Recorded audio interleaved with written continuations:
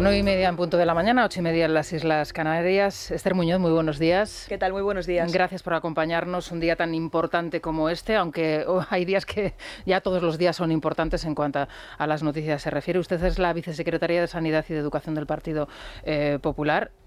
Déjame que le pregunte lo primero, pero a lo mejor dentro de unos días deja de serlo y tiene otra responsabilidad dentro de su formación. Se habla de que usted puede ser la nueva mujer fuerte del Partido Popular, aunque ya sé que me va a decir que en el Partido Popular hay muchas mujeres fuertes, y puede ser la nueva portavoz en el Parlamento. ¿Dónde se ve usted dentro de unos días?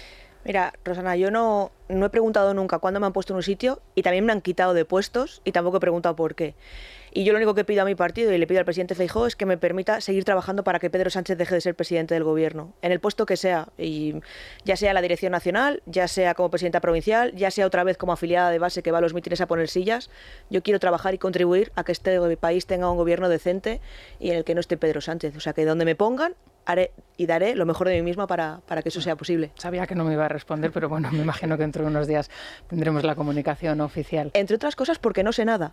Y quien os diga que sabe algo miente. Bueno, ya le digo que en el mismo sitio donde usted está sentada, el señor Tellado hizo una entrevista previa antes de ser nombrado portavoz del grupo parlamentario, y luego se ratificó y se confirmó ese puesto. Así que esa silla da suerte, ya se lo digo. Mañana es su cumpleaños, cumple 40 años, usted es muy joven, pero tiene una dilatada trayectoria en política. Yo la sigo desde hace bastante tiempo, anteriormente como senadora, y aquí hemos comentado en este programa, bueno, pues intervenciones muy notables que tuvo usted en la Cámara Territorial, en el Senado. En este tiempo intenso de carrera política que usted ha tenido, ¿pensó hace 10 años, por ejemplo, que íbamos a llegar a este punto de degradación en el que nos encontramos? No, yo creo que nadie lo pensaba, ¿no? De hecho, cuando se hizo la Constitución, yo creo que los padres de la Constitución jamás pensaron que habría un gobierno desde dentro intentando volar por los aires los cimientos del Estado de Derecho. Yo creo que nadie lo pensaba, y por eso la Constitución no articula ni siquiera mecanismos para poder parar a un gobierno como el que tenemos, ¿no? Porque nadie pensó que el golpe vendría desde dentro. Y yo creo que Sánchez es una persona que ha demostrado no tener escrúpulos, al que le da igual absolutamente todo, su propia palabra.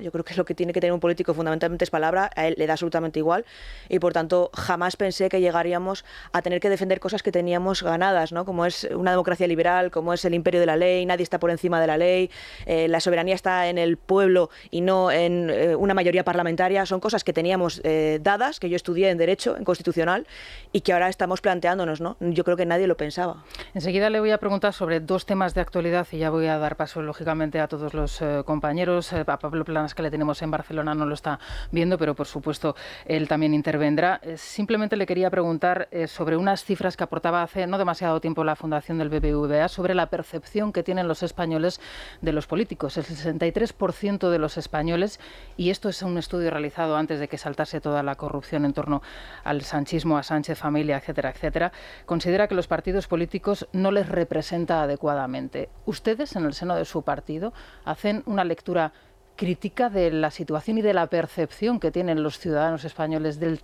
trabajo, de la labor que hacen ustedes como representantes que son de los ciudadanos?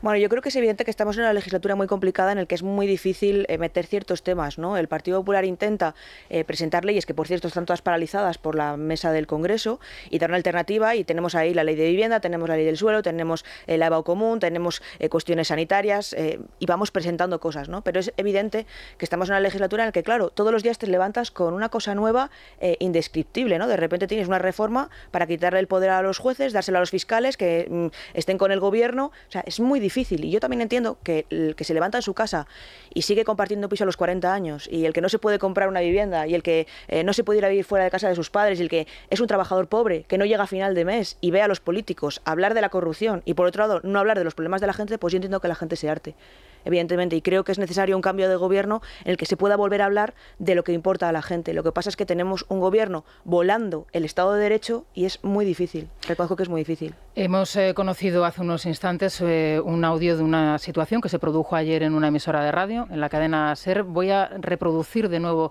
ese sonido. Me gustaría saber su opinión al respecto. ¿Qué te llega a esta hora desde el Partido Socialista? Pues estoy justo con María Jesús Montero hablando, y me dice, ¿pero alguien tiene el informe? Es que están perdidísimos. ¿Tienen informe? ¿Sabes de alguien que tenga el informe? O sea, no lo tienen, y Pedro lo que les está trasladando, o sea, la fuente. Estamos en antena, ¿eh? Sánchez, quiere decir, ¿no? ¿Perdón? Inma, carretero. Inma, ¿estás por ahí? Venga. Yo creo que perdón, ¿qué tal? hay gran desconcierto, ¿no? Yo creo Bueno, que gran a mí desconcierto, risa nerviosa, la del presentador del programa, la de la jefa de nacional del diario El País, en ese momento en que, en comunicación con la vicepresidenta del Gobierno, esta le está preguntando dónde está el informe de Santos Cerdán. Bueno, ¿usted qué tiene que decir al respecto de estas comunicaciones tan elocuentes, no? Bueno, yo creo que muestran un poco la correa de transmisión que llevamos tiempo viendo, ¿no? Hay determinados medios a los que se le filtran determinadas cosas, hay determinados medios que siguen a pies juntillas, incluso con letras y palabras, los argumentarios que se hacen desde el Gobierno y desde Ferraz, y yo creo que esto, bueno, pues evidencia un poco eso, ¿no? En cualquier caso, me parece un poco irrisorio que intenten hacernos ver que el Gobierno no sabía nada y que están en estado de shock. A mí me parece un poco surrealista, ¿no? En esa huida hacia adelante, en el que están en el Peugeot metido, al final, Koldo, Ábalos, Cerdán... ¿De verdad alguien puede pensar que Sánchez no sabía nada? ¿De verdad se lleva hablando de este supuesto informe en el que se menciona a Cerdán y el Gobierno no sabía que esto iba a pasar y no estaban previsto? Bueno, yo permíteme que dude sobre ese estado de shock en el que intentan meternos que están. Bueno, vamos a repartir el juego. Vamos a empezar, si os parece, por Barcelona. Allí está Pablo. Pablo, puedes preguntar ya a Esther cuando quieras. Sí, hola, muy buenos días, señora Muñoz. Yo quería saber si va a tener continuidad la manifestación del pasado domingo, si va a haber más movilizaciones o acaba la cosa ahí.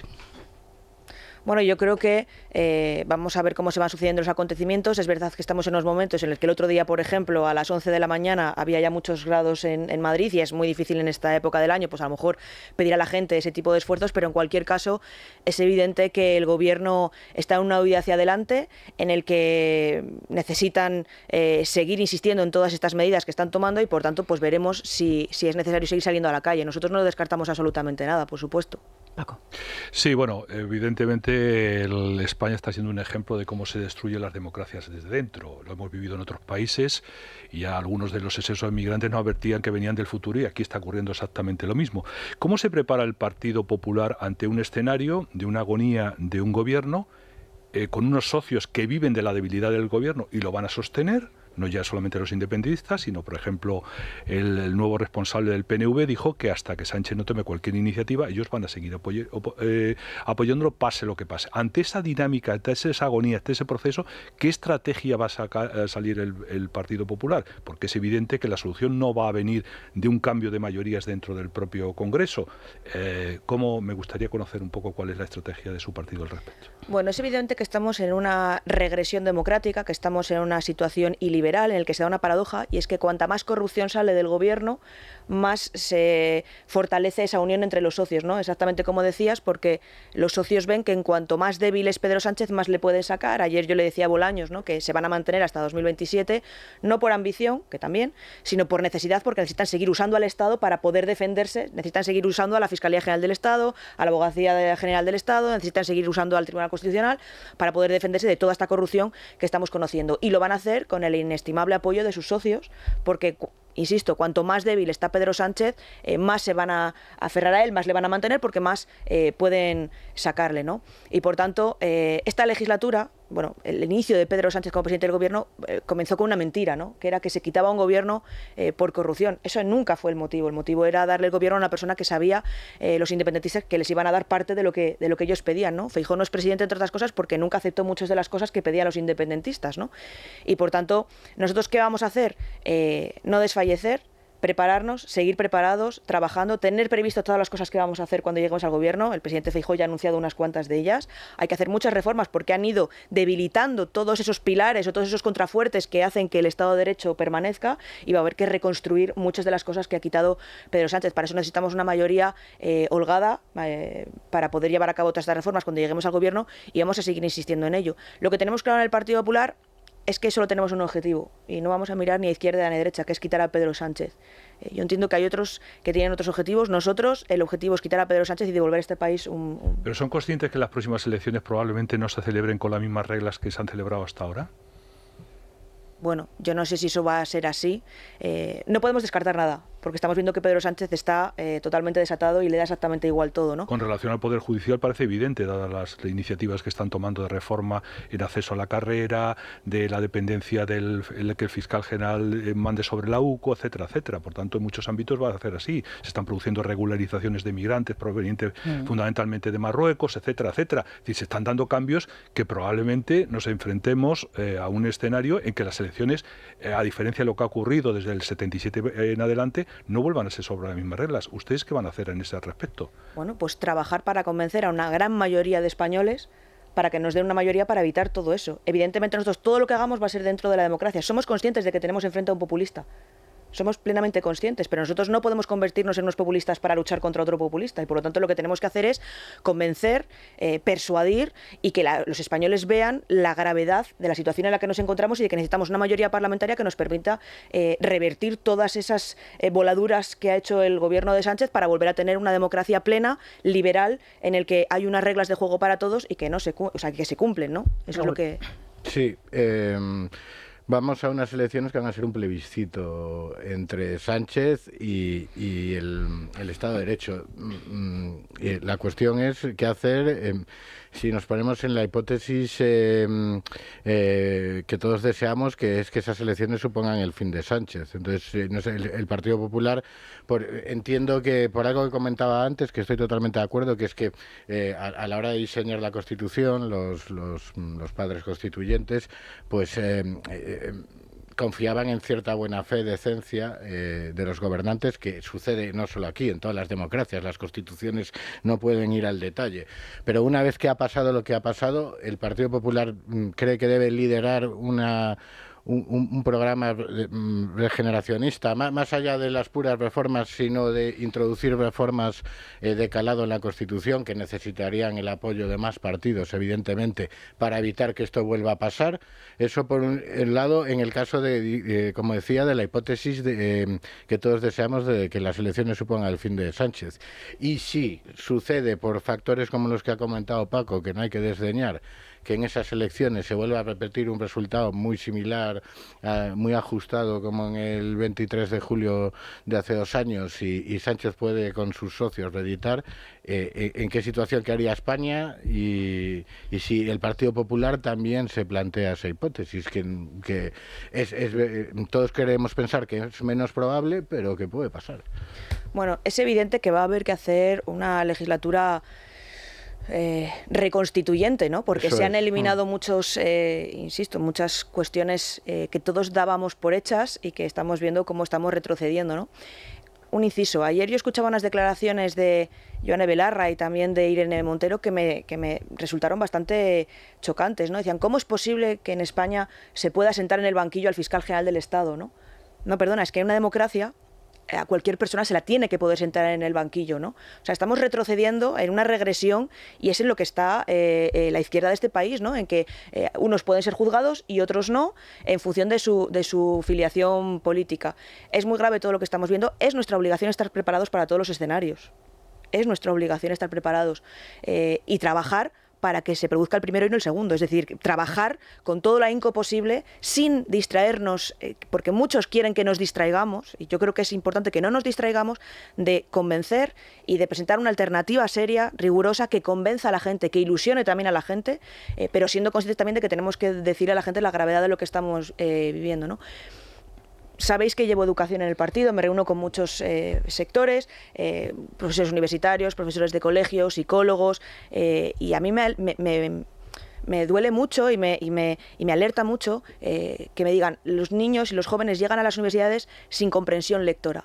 ¿Cómo le explicas a alguien en un texto la importancia del Estado de Derecho, lo que significa que el imperio de la ley, a gente que no comprende lo que lee? Es que estamos en un momento de riesgo absoluto y todas las leyes educativas del Partido Socialista nos han estado llevando a esto durante muchos años, ¿no? Bueno, es una de las bases de los regímenes totalitarios, mantener a una masa social ignorante para que, lógicamente, no puedan alcanzar a esa comprensión, ¿no?, de las cosas que son fundamentales y vitales. Daniel Muñoz también le quería hacer una pregunta. Usted ha dicho hace unos minutos que el Partido Popular necesita una mayoría holgada holgada para ejecutar las reformas que el país necesita. No sé en qué número de escaños cifra esa mayoría y sobre todo cómo se consigue, teniendo en cuenta que a la luz de las encuestas que venimos analizando, Vox no solo no retrocede, sino que mejoraría sus resultados. No sé si hacen algún tipo de autocrítica en el PP al respecto. Y luego, por otro lado, en clave orgánica, las primarias en el Partido Popular. Es un asunto que se va a debatir en el Congreso Nacional que celebran ustedes a inicios de julio. La presidenta de la Comunidad de Madrid ya ha manifestado su posición al respecto, un militante, un voto. Parece que hay otra corriente vinculada a la dirección nacional que apuesta por reducir el peso de la militancia, que sean los militantes los que elijan a los compromisarios y los compromisarios a su vez al presidente. Se lo pregunto directamente, no sé si usted se alinea con Isabel Díaz Ayuso o con esta segunda corriente y si cree además que se están equivocando hablando tanto de este asunto y están desviando de alguna manera el tiro del motivo inicial o del motivo fundamental de ese congreso, que era reforzar el liderazgo de Feijóo. Bueno, con respecto a las mayorías, ¿no?, a ese hipotético gobierno posterior, es evidente que necesitamos el mayor número de escaños posible. Y es evidente que, como decías, Vox sube en las encuestas y el PP también. ¿Eso qué quiere decir? Que el bloque de todo lo que está a la derecha del PSOE crece por encima del bloque en el que está Pedro Sánchez con los independentistas, ¿no? Eso es una buena noticia, en mi opinión. Y la gente está siendo consciente de que Sánchez pues no es bueno para este país, ¿no? Yo voy a esperar a que lleguen las elecciones y que veamos cómo se conforma efectivamente ese bloque de todo lo que está a la derecha de Pedro Sánchez. Y con eso vamos a tener que atar mimbres. O sea, yo insisto, el Partido Popular tiene claro cuál es el objetivo, que es quitar a Pedro Sánchez. No tenemos otro objetivo. Y en ese es en el que vamos a trabajar. Y vamos a ver cómo somos capaces de lograrlo y de tener una mayoría holgada para llevar a cabo todas esas reformas que requieren mayorías cualificadas, ¿no? Con respecto a las primarias, como bien decías, se dice, se comenta, se cuenta que hay una corriente, que hay otra corriente. Yo no he escuchado todavía a ningún dirigente. Isabel apuesta por un modelo, lo ha explicado, pero yo no he visto tampoco la ponencia, nadie la tiene todavía, no sabemos cómo se está trabajando nuestros compañeros en esa ponencia y yo desde luego respeto a lo que tengan que presentar.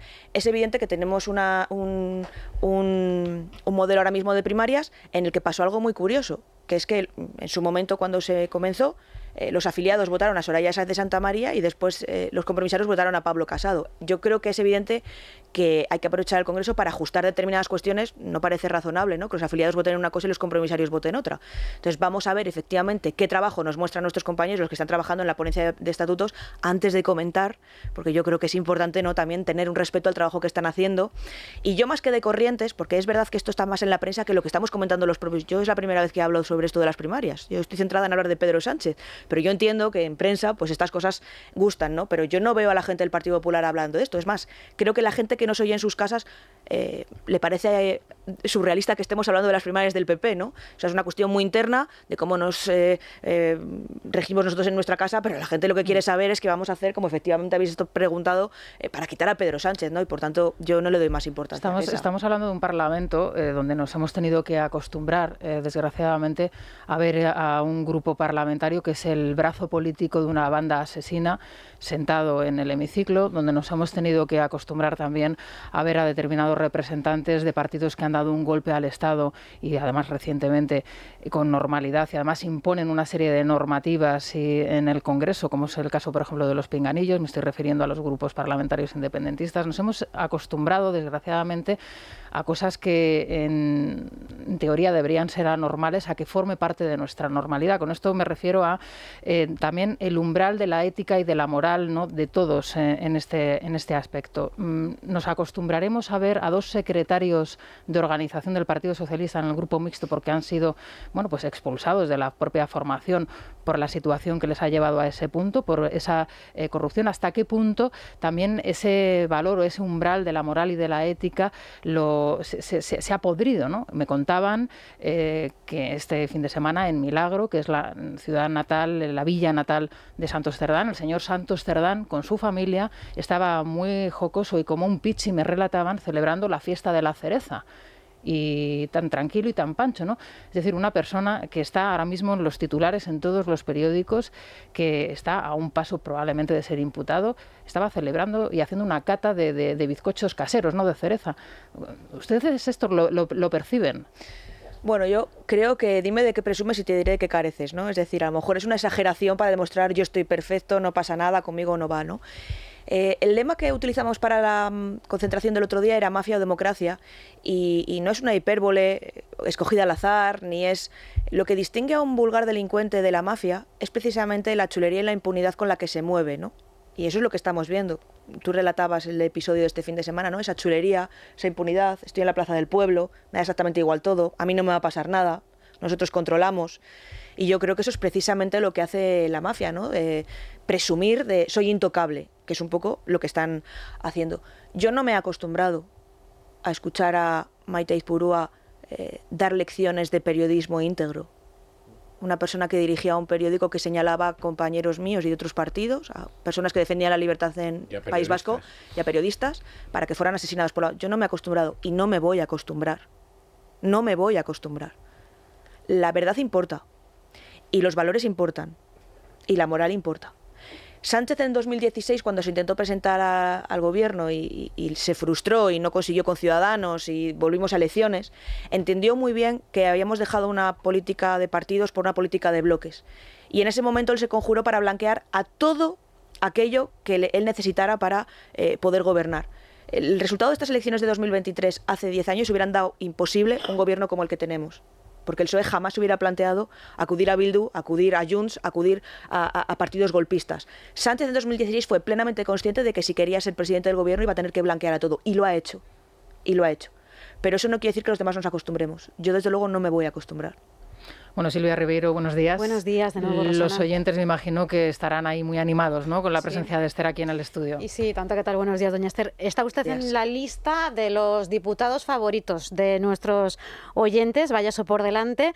Les gusta lo cañera que es, lo guerrera que es, pero eso no quita, o a lo mejor... quizás precisamente por eso ellos también lo son con usted. Saben que usted habitualmente se moja y nos han enviado una serie de cuestiones muy variadas, algunas un tanto comprometidas. Confían en que usted hoy también se lance a la piscina y resuelva esas dudas. Si le parece, hacemos una pausa y les escuchamos. Claro que sí. Es la mañana. Es radio. Antes de dar paso a los oyentes, Esther, sí me gustaría preguntarle sobre una cuestión que anunciaba ayer el presidente de su partido en la sesión de control. Me refiero a esa reapertura de la investigación por el caso de Europa, de la posición del presidente del Gobierno a partir de una denuncia que presentaron ustedes y que fue directamente rechazada. Hoy el diario El Confidencial aporta esa prueba, que es una hoja mal escrita, mal argumentada. ¿Usted cree que hay caso de Europa? Bueno, yo creo que todas las pruebas que estamos viendo nos llevan a ello y desde luego lo que el Partido Popular considera es que se investigue. El Gobierno ha intentado que no se investigue nada y que no se sepa nada. Con esa hoja nos despacharon cuando les dijimos pudiera haber un conflicto de intereses. Hemos sabido más cosas después a posteriori, como por ejemplo esas llamadas de Aldama a Begoña Gómez el día antes de que Sánchez le pusiera un WhatsApp a Ábalos diciéndole mira esto, hay que organizarlo, ¿no? Ahora tenemos más información todavía y por lo tanto nosotros lo que pedimos es que se investigue, evidentemente, y la justicia nos ha dado la razón. O el Hidalgo está cabreado, va a llamar a Begoña, exactamente. ¿no? Es a lo que se refiere. ¿Pero usted cree que el gobierno se va a investigar a sí mismo? Quiero decir, lo que podrán añadir, en lugar de un folio, 6 folios más. Es la cuestión, pero el gobierno no va a ser cirujano de sí mismo. No. Eso, salvo que se abran diligencias judiciales, parece que el juez Peinado así lo ha requerido, no se va a poder esclarecer la verdad, porque vemos un poco lo que ha ocurrido con las auditorías que ha hecho Puente recientemente con relación al funcionamiento del Ministerio, y ahora estamos viendo todos cómo se adjudicaban las obras, etcétera, etcétera, ¿no? Es evidente que el gobierno no se va a autoinvestigar y, como bien decías, lo hemos visto con esas pseudoauditorías que montaba Óscar Puente, que luego hemos visto que eran todo mentira, ¿no? Por cierto, está muy callado en Twitter. No sé si ha tuiteado algo hoy por la mañana, ayer no tuiteaba nada. Es algo con ese incontrolable afán por poner en Twitter, es increíble, ¿no?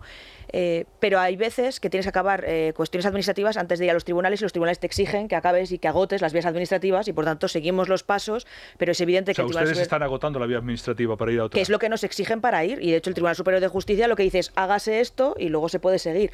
Otra cosa es que en el marco de otras investigaciones como es la del juez Peinado, allí también surjan indicios y si es que al final es todo un camino de hormiguitas que une todos los puntos y lo estamos viendo como casos que están en un tribunal se mezclan con casos que están en otro porque hay muchas cosas que están están unidas, ¿no? Y por tanto, por mucho que lo intenten, la verdad se va a acabar sabiendo y nosotros vamos a seguir insistiendo por la vía que nos corresponde y vamos a seguir insistiendo, por supuesto. Ahora sí, Silvia, vamos a escuchar a los oyentes. Vamos allá. Tengo entendido que usted es bastante activa en redes sociales, así que vamos a empezar con un mensaje. Hemos seleccionado uno en Instagram. Se la plantea a la Cidrios. Quiere saber por qué ayer no apoyaron personalmente el paro de los jueces y fiscales y se quedaron en el Congreso con el Partido Socialista, al lado del Partido Socialista. Y en el contestador vamos a comenzar con el mensaje de un excompañero suyo de las Cortes. Es Juan Luis Stigman, el que fuera diputado de Vox, que es fiel oyente y muy participativo, la verdad, en nuestro contestador, y se lo agradecemos, por supuesto. Y ya que usted es la responsable de Sanidad y Educación, pues vamos a empezar por su negociado.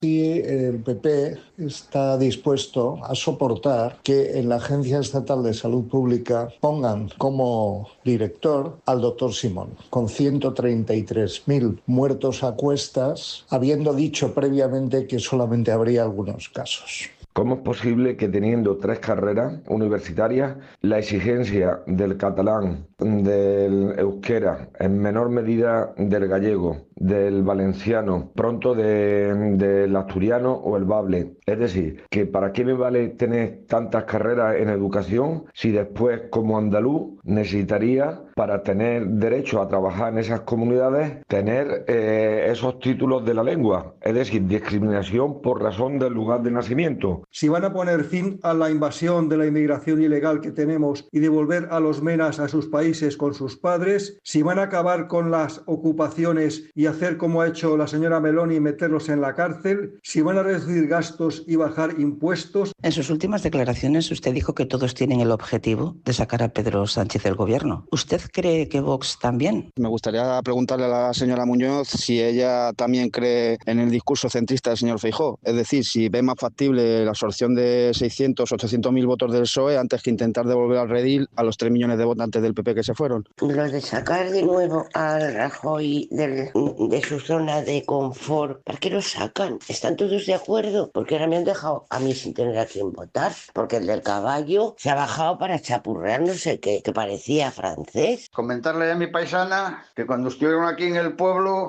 con Mañueco, al que le dije que siguiera dando guerra, fue a Mañueco, pero se lo tomó ella más a pecho. Así que ahí, guerrera, a sacudir, bien. Bueno, como ve, muchos comentarios, muchas preguntas. La primera, en nuestro Instagram, ¿por qué no secundaron ustedes o simbólicamente la concentración ayer de jueces y fiscales? Bueno, el comentario decía que nosotros nos quedamos en el Congreso al lado del PSOE y no, nos quedamos enfrente. Estamos en la oposición, estamos justo enfrente del PSOE, o sea, no estamos al lado, ¿no? Yo creo que hay que distinguir muy bien, y precisamente porque el PSOE ha borrado todas las líneas que distinguían los 3 poderes, yo creo que es más evidente que nunca que tenemos que visualizar mucho más todavía esa división, ¿no? Yo formo parte del Poder Legislativo. Y yo en mis intervenciones defiendo la independencia del Poder Judicial y defiendo que los jueces y los fiscales se puedan poner en huelga y defiendo que puedan estar en contra, por supuesto, de esta ignominia que está haciendo el señor Bolaños para poder controlar el Poder Judicial. Pero yo creo que las formas importan, sobre todo cuando Sánchez ha quitado todas las formas y ha quitado absolutamente todo. Y por tanto yo formo parte del Poder Legislativo y yo tengo que defender al Poder Judicial y su independencia defendiendo mi posición en el Congreso con las leyes y oponiéndonos a lo que está haciendo el Gobierno. Y yo creo que eso es importante. Eso no quiere decir que no estemos con ellos. Estamos con ellos y vamos a defender la independencia del Poder Judicial, por supuesto. Bueno, y respecto a las preguntas que dejaban los oyentes, el primero, vamos a empezar por ahí si le parece, sí. El doctor Stigman, ¿no?, sobre la postura de Simón, ¿por qué lo apoyan ustedes para ese puesto? Bueno, es que nosotros no lo apoyamos. De hecho, en la última votación a la que vino la Agencia de Salud Pública, que la ministra hizo una intervención absolutamente infumable, insultando a toda la oposición, y fue allí cuando nos trajo al Congreso al señor Simón a los escaños de arriba, a la bancada, y votamos que no. Es decir, no es que lo apoyemos, es que votamos que no. Y ya hemos dicho que nosotros no vamos a apoyar nunca que este señor sea y dirija la Agencia de Salud Pública. Bueno, ¿eso es así, Sí, definitivo? Sí. Bueno, la utilización del catalán, de las lenguas como el catalán, el euskera, por cierto, le preguntaba y le planteaba a este oyente una situación particular. ¿Usted cree que el resto de los presidentes autonómicos el otro día en la conferencia de presidentes se tuvieron que levantar o deberían haberse levantado y seguir a Isabel Díaz Ayuso cuando ya lo hizo en la intervención del señor del partido, el presidente vasco, el señor Pradales? Yo creo que todo el mundo tiene derecho a actuar como considere oportuno. Y yo creo que Isabel Díaz Ayuso tenía todo el derecho del mundo a levantarse, como ya había anunciado, y yo creo que otros presidentes no se pusieron el pinganillo y otros se lo pusieron. Y yo estoy en un partido, afortunadamente, en el que no se expulsa a nadie por no hacer lo que se dice y porque cada uno pueda ser como considere, ¿no? Todos a la salida dijeron que era un esperpento que se estuvieran tomando un café hablando en castellano y que después para poder intervenir tuvieran que ponerse un pinganillo. Fíjese, en España es el único país en el que los pinganillos no sirven para que la gente se entienda, sino para que se desentienda.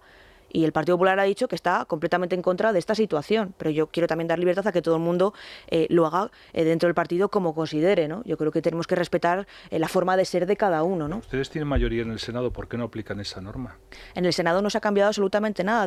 Originalmente, desde que se creó el Senado... Sí, pero no tienen mayoría. Quiero decir, ustedes en cierta manera están consolidando una práctica que se introdujo con aquel esperpento de ver a Chávez andaluz de adopción y a Montilla andaluz de nacimiento con un pinganillo. Ustedes tienen mayoría, están haciendo reformas importantes en el Senado, etcétera, etcétera. Podían ahora introducir esa modificación, ¿no? Bueno, yo creo que nosotros no hemos consolidado nada. Yo creo que hay que distinguir al Senado del Congreso, es la Cámara Territorial, en el que están representados los territorios, al que acuden los presidentes autonómicos. España tiene un gran acervo cultural, entre ellos sus lenguas cooficiales, y yo creo que es importante defenderlas, quererlas, protegerlas. Eso no quiere decir que se usen para dividir o crear falsas identidades, que son cosas distintas, ¿no? Y que en determinados momentos del Senado, porque no se puede, por ejemplo, en comisión utilizar los pinganillos, es en determinados momentos en los que se puede hablar en esas lenguas cooficiales, insisto, en la Cámara Territorial, a mí no me parece mal. Lo que me parece mal es usarlo para dividir como se ha hecho en el Congreso. En el Congreso nunca se había hecho. Pero yo le voy a decir una cosa, cuando salen a hablar en euskera o salen a hablar en gallego, salen a hablar en catalán, habitualmente, en mociones habituales o en PNLs habituales, etcétera, usted fíjese en todos los diputados, no se pone nadie el pinganillo y lo que dicen pierde fuerza. De hecho, cuando Rufián quiere decir algo para que se entere todo el mundo, lo dice en castellano, no lo dice en catalán. Y nosotros lo que decimos es, oye, en el Senado nunca había generado un problema esto. Y es evidente que es la Cámara Territorial en el que, oye, se han tenido determinados momentos, no en todas, insisto, en las comisiones, por ejemplo, en el Senado, no se puede hablar en las lenguas cooficiales. El otro día hubo un momento muy gracioso, en el Congreso, porque había una comisión mixta dirigida por un senador del Partido Popular y una diputada que formaba parte de esa comisión intentó hablar en catalán. Y el senador le dijo, no, estamos en una comisión que se rige por las normas del Senado y aquí usted no puede hablar en catalán. Es decir, yo creo que en el Senado hemos sido coherentes con toda la larga historia que ha tenido el Senado en los últimos 40 años, en el que se podía y se permitía hablar de determinadas lenguas cooficiales. En el Senado los 40 últimos años no. El Senado que ha estado tenido presidentes de todo tipo, de la UCD, etcétera, etcétera, pues se ha hablado en el lengua oficial como es una institución del Estado. La lengua oficial es el castellano o español. Las lenguas son cooficiales en cada territorio. Estamos viendo la paradoja que supone que una lengua cooficial como el español esté siendo proscrita para la hora de acceder a servicios públicos, a funciones de tal, en Cataluña, en el País Vasco, y esa deriva avanza. Pero si en eso estamos de acuerdo, pero eso no es incompatible con lo que en la Cámara Territorial en algunos momentos se pueda permitir hablar en esas lenguas cooficiales, no en todos. Yo creo que en eso hemos sido muy claros. Respeto a las lenguas cooficiales, hay que protegerlas, forman parte de una cultura. Eso lo respetamos, eso no hay duda. La cuestión es dónde lo aplicas. Estuvo ayer bien su compañero Serrano en una intervención que tuvo precisamente en el Senado. Le preguntaban por Mariano Rajoy. Claro, es que la figura de Mariano Rajoy entre al menos nuestra audiencia genera determinadas suspicacias, ¿no? ¿Usted cree que Rajoy tiene que estar en esas manifestaciones, en esas concentraciones presente? No solo lo creo, además se lo agradezco.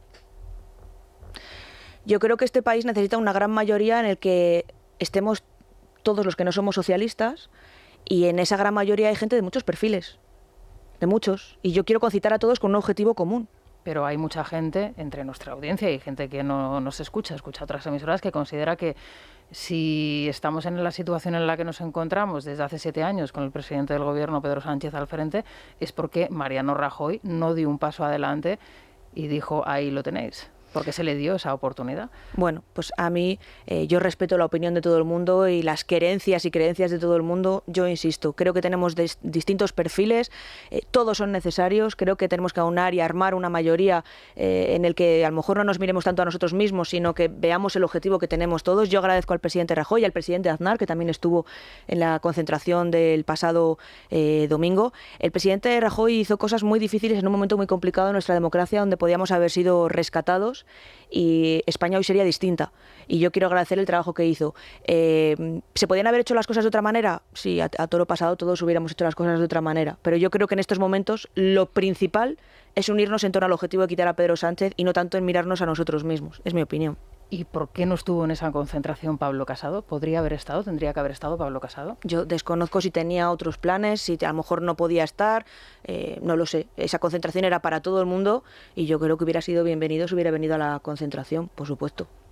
Bueno, pues doña Esther Muñoz, le agradezco muchísimo la presencia aquí en el estudio. Espero que si dentro de unas semanas tiene usted la suerte de ser nombrada, bueno, pues con algún nuevo cargo o responsabilidad dentro de su partido, también esté aquí con nosotros, ya con Federico, para poder avanzar más cuestiones. Muchísimas gracias por su atención y por haber tenido tanta paciencia con nosotros y con los oyentes, que son muchos, nos han quedado muchas preguntas en el tintero. Muchas gracias. Muchísimas gracias. Tenemos que hacer una pausa, ¿no, Dani? Una pausa porque tenemos actividad en el Congreso de los Diputados. Ha habido declaraciones en los pasillos importantes, las han estado recogiendo nuestra compañera Vanessa y ahora nos lo va a contar. Es La Mañana de Federico. Es Radio.